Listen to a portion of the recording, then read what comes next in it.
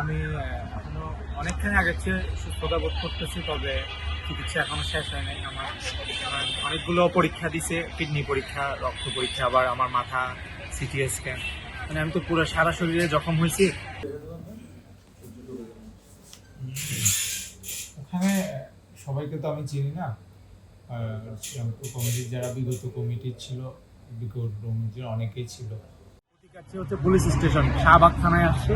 ওখানে পুলিশ কিছুটা গড়িমসি করতেছে, আবার কিছুটা সহযোগিতা করতেছে। এখনো পর্যন্ত থানায় আমরা বসে আছি। ডিসি যিনি আছেন, ডিসি মহোদয় মাসুদ, ডিসি মাসুদ, যে শাহবাগ এরিয়ার যিনি ডিসি, উনি আমার সাথে সরাসরি কথা বলছেন যে বাবু তুমি বসো, আমি আসতেছি। আমার থেকে 10 মিনিটের সময় চাইছেন। এখন আমরা বসে আছি, উনি আসলে ওনার সাথে উনি কি বলে দেখি। আমরা বেসিক্যালি আমরা প্রতিকার চাইতে, আমাদের উপরে যে হামলা হয়েছে, আমাদেরকে যে মারা হয়েছে, সেটার আমরা একটা প্রতিকার চাই, বিচার চাই, আমরা ইনসাফ চাই। আমার বিষয়গুলো মানে আমি তো হসপিটালে পড়ে আছি, সব সব বিষয় আদি সব কিছু, আমার চিকিৎসা সহ, আমার খাওয়া দাওয়া এবং কি আমার সব এভরিথিং, মানে ঢাকায় তো আর আমার পরিবার কেউ নেই। শামীম ভাইরা হচ্ছে আমার বড় ভাইয়ের মতো, ওনারাই সব কিছু ইয়া করে। শামীম ভাই সব কিছু মানে এখন তো সব কিছু ওয়ান কাইন্ড অফ আমার ছোট ভাই পরে আসে, কিন্তু একদম শুরু থেকে আমার উদ্ধার করা থেকে সব কিছুতে শামীম ভাই উপস্থিত ছিলেন। শামীম ভাই আগে থেকে সবকিছু আমার বিষয়াদিগুলো।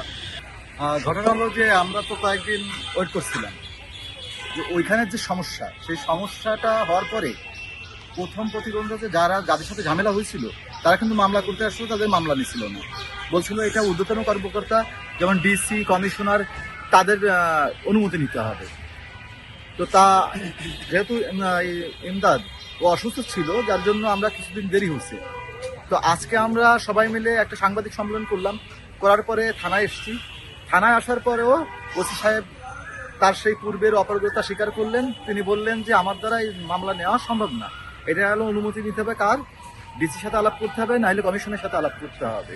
তো আর যে মামলাগুলো হলো, যাদের নামে হলো, যারা এখানে আঘাত করছে বা সন্ত্রাসী কার্যক্রম করেছে, তারা বিগত দিনে এই সমিতিটা দখল করেছিল। আমাদের হিসাবটা ওই সমিতির সাথে না।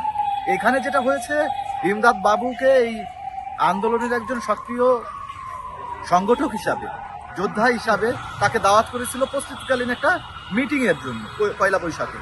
সেখানে সে যাওয়ার পরে তাকে টার্গেট করে হামলা করা হয়েছে, যেটা সিসিটিভি ফুটেজ আছে, এবং ওইখানে উপস্থিত 2 জন পুলিশ সদস্য তারাও এগুলো দেখেছে, তাদের কাছে ফুটেজ আছে। যারা হামলা করেছিল এখানে নেতৃত্বে ছিল চট্টগ্রাম বিল্ডার্সের যে মালিক নাসির, এবং আরেকজন হলো তোর উজ্জ্বল মল্লিক, যে চিফ ইঞ্জিনিয়ার রাজুকে চিফ ইঞ্জিনিয়ার হিসেবে বলে আমরা জেনেছি, এবং আরও কর্মকর্তা উপস্থিত ছিল। তো তাদের নাম এসছে, ইমদাদ বাবু 3-4 জনেরকে চিনতে পেরেছিল, তাদের এসেছে, এবং অন্য কয়েকজনের নাম এসছে। এখানে প্রায় 50-60 জন মিলে ওখানে ঢুকে এবং মারপিট করে এবং টার্গেট করে ইমদাদকে মেরে ফেলার উদ্দেশ্যে ওরা হামলা করে। আমরা যদি মামলা না নেয়, এই সময়ে ফ্যাসিস্টের সময় একটা কথা ছিল, তখন আমরা ফ্যাসিস্টের বিরোধী আন্দোলন করেছি। আর এই সময় যদি মামলা না নেয়, তাহলে বুঝবো যে সেই ফ্যাসিস্টের দোসররাই এখানে এখনো অবস্থান করছে, যাদের কাছ থেকে আমাদের অনুমতি দেবে। কেন অনুমতি দিতে হবে? এটা তো আমাদের নাগরিক অধিকার, সেই অধিকারের জায়গায়।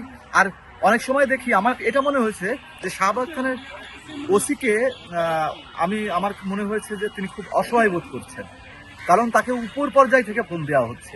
এই উপর পর্যায়গুলোকে আমরা খুঁজে দেখতে চাই, এবং যদি গতানুগতিক প্রক্রিয়ায় না হয়, তাহলে আমরা এর বিষয়ে এই আন্দোলনে যারা ছাত্র জনতা আছে, যারা আহত নিহত পরিবার আছে, তাদের নিয়ে আমরা মাঠে নামব।